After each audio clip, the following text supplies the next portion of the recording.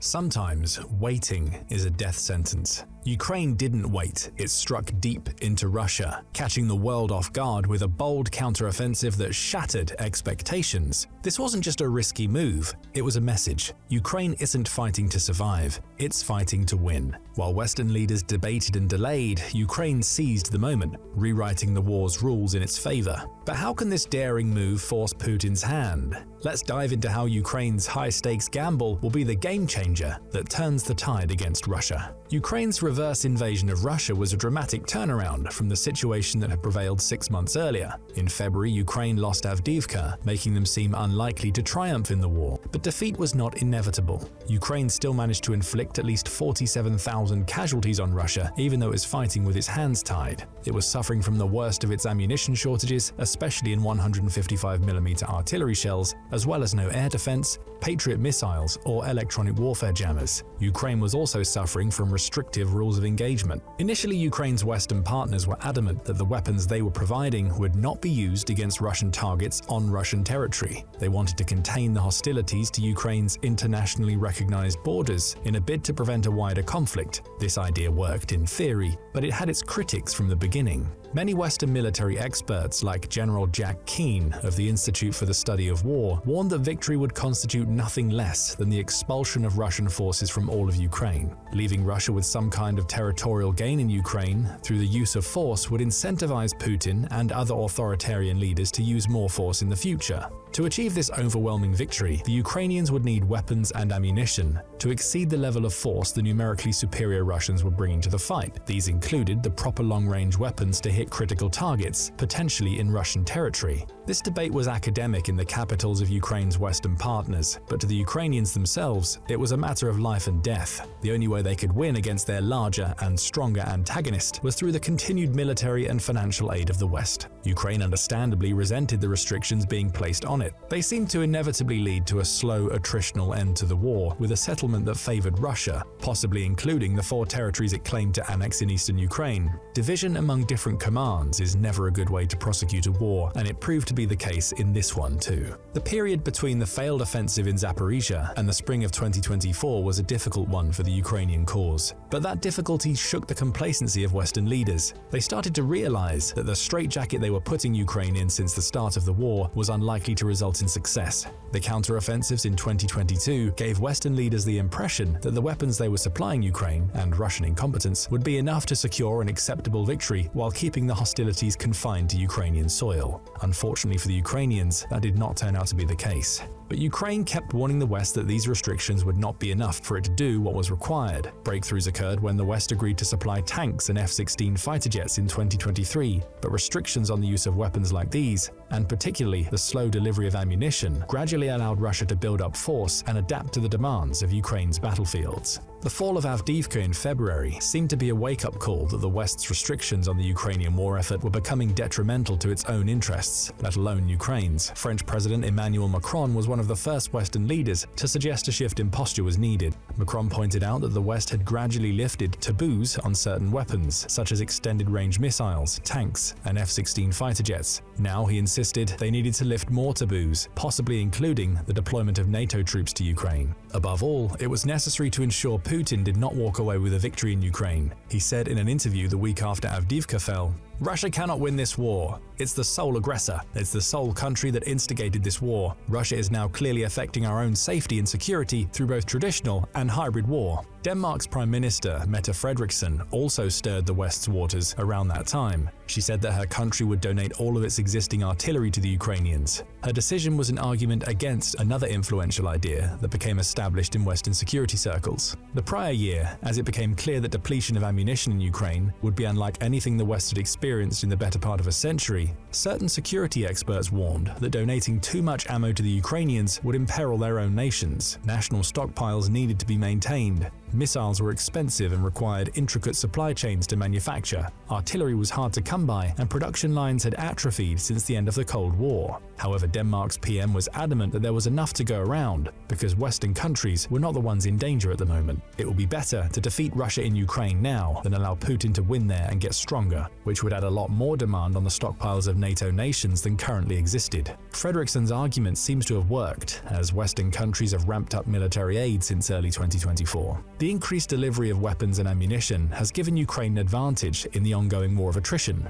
Already high Russian casualties began to balloon as spring turned to summer. British sources reported that Russia suffered 70,000 casualties between May and July, a rate of about 1,000 per day. This was the highest rate Russia had suffered since the war began, and accounted for 14% of the total for the war. But for Ukraine, this was still not adequate. Something needed to change if it wanted to gain a better chance of winning the war. Many of the Russian bases, which have been used to attack Ukrainian territory, including its civilian infrastructure, remained safe in Russian territory. Russia also amassed forces for its 2024 attacks in Kharkiv Oblast across the border from Ukraine freely, with the knowledge that the Ukrainians' methods of retaliation were limited. Domestically manufactured FPV drones may be important tools of war, but they cannot create strategic breakthroughs alone. The weapons Ukraine had available, such as Western tanks and missiles, sat idly by and allowed this buildup of Russian forces to happen. This is not an ideal way to win a war. Ukraine would need more leverage. Rather than sit around and wait for Russia to bring it to the negotiating table, why not flip the script and do things that would force Putin to come to terms instead? The counteroffensive into Russia created several advantages for Ukraine in flipping that script. A boost in morale was the first one. For the past year, Ukraine has fought on the defensive against a Russian war machine that outnumbers it and has an advantage in firepower. The Ukrainian military has done this competently, causing increases in Russian casualties with each new round of artillery shells delivered to it. But ceding the initiative to its enemy came with a cost in morale, not only at the front, but in civil society as a whole. Russian attacks on Ukrainian civilian infrastructure continued. Meanwhile, discontent over new draft laws earlier in the year showed that the length and seemingly static nature of the war was getting to Ukraine's civilian population, potentially creating divisions within the country and adding pressure to come to unfavorable terms. The counteroffensive into Russia changed this conversation. It was a calculated move to improve the morale of Ukraine and, crucially, the morale of its Western supporters. It also opened the door to loosened restrictions and more money. Ukraine already has operational experience attacking targets in Russian territory,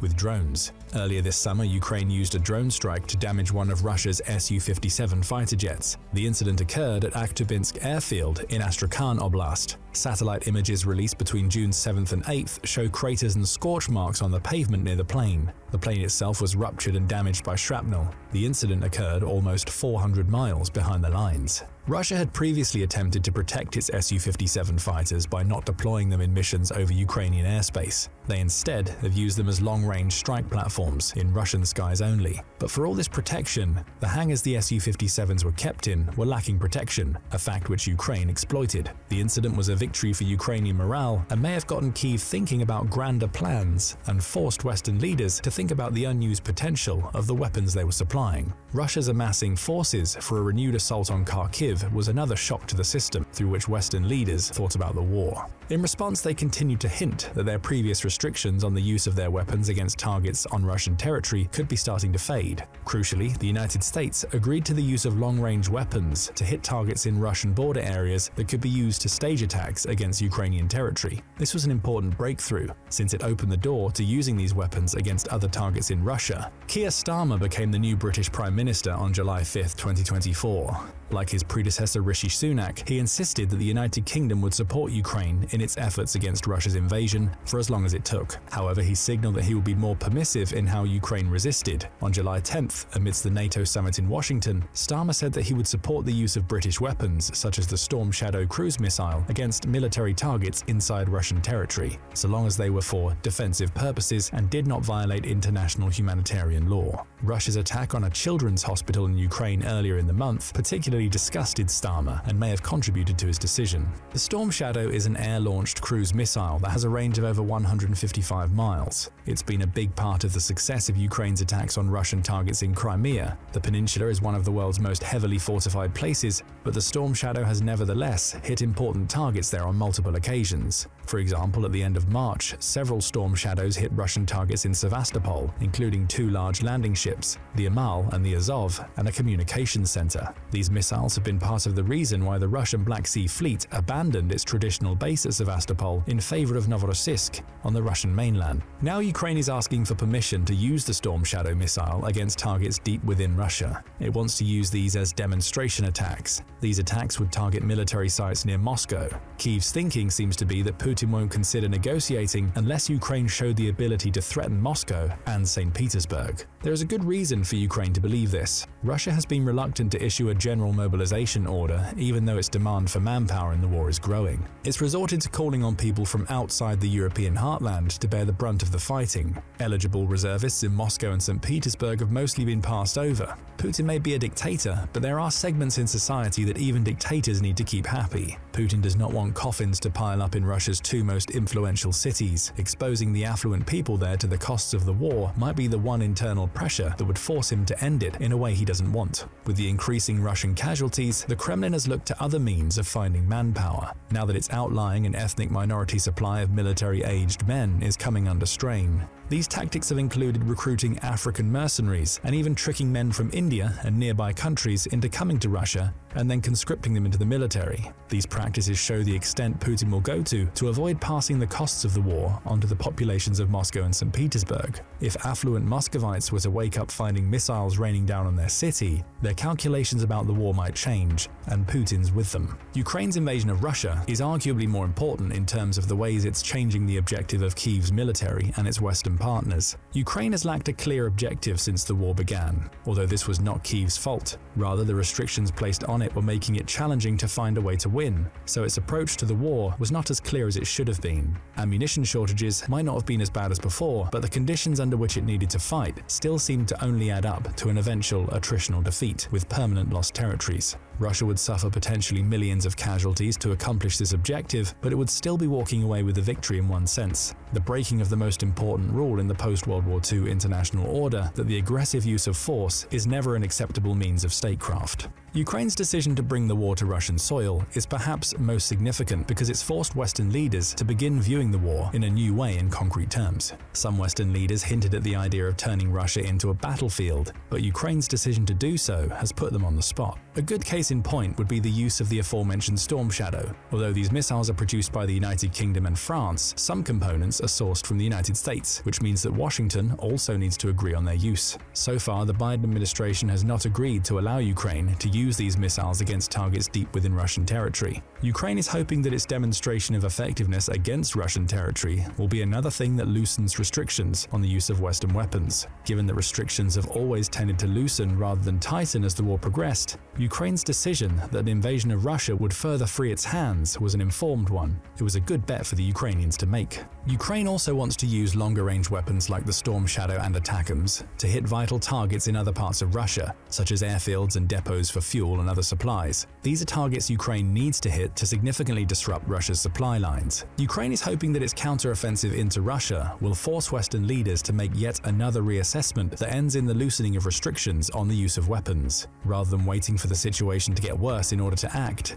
Ukraine decided to seize the initiative and drag its Western partners along with it. This was also a calculated move. The West has invested significant diplomatic, economic, and military resources in Ukraine, even if its collective opinion about the objectives and methods of waging the war has been divided. Ukraine's counteroffensive into Russia is an attempt to use this leverage to further shift the rules of engagement in its favor, rather than Moscow's. Even without any changes in the rules, the counteroffensive into Russia also has practical effects for the major battlefields in Ukraine. Each day the Ukrainians hold territory in Russia is a further embarrassment to Putin and undermines the credibility of his regime at home, as the supposed short special military operation has now rebounded to its point of origin. Ukraine's decision to conduct operations inside of Russia has also forced Putin to withdraw some troops from the main battlefields in eastern Ukraine, reducing Ukraine's numerical disadvantage there. Since Russia relied on its numerical advantage to gain territory at heavy cost, the loss of even a few troops there will make its war effort even costlier. Western leaders still fear an escalation of the war to include nuclear weapons.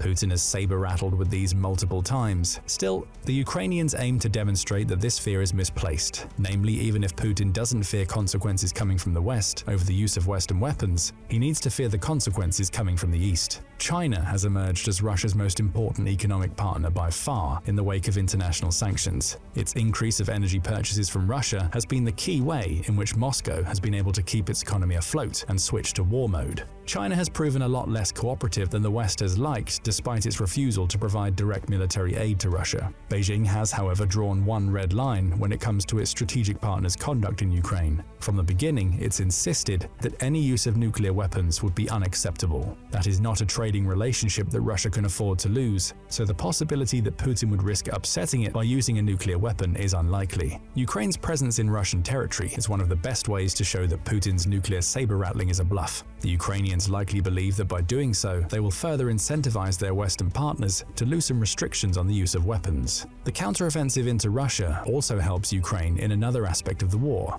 money. Ukraine has depended as much on Western financial aid to keep its economy afloat as it has on Western weapons to keep their forces on the battlefield. Ukraine needs financial aid to support its besieged infrastructure and produce the goods and services it requires to maintain the war effort. So far, Western aid in this area has been less than systematic. This is partially a result of divided opinion on Ukraine's prospects for victory. Critics have suggested that it might not be worth spending the money. Ukraine's counteroffensive into Russia is a calculated way to address these concerns by showing that it can take and hold territory in Russia's own borders, potentially exchanging some of it for the occupied territories in its eastern lands. If nothing else, the surprising offensive after a year of being on the defensive helps to convince skeptics that such offensives remain possible if Ukraine can get the military and financial support it needs. If Ukraine needs Western support to win the war, Russia needs to ensure that the West remains hesitant and divided. A united West throwing greater support to Ukraine with a clear mandate for victory makes Russia's prospects of winning much less likely. By demonstrating this initiative,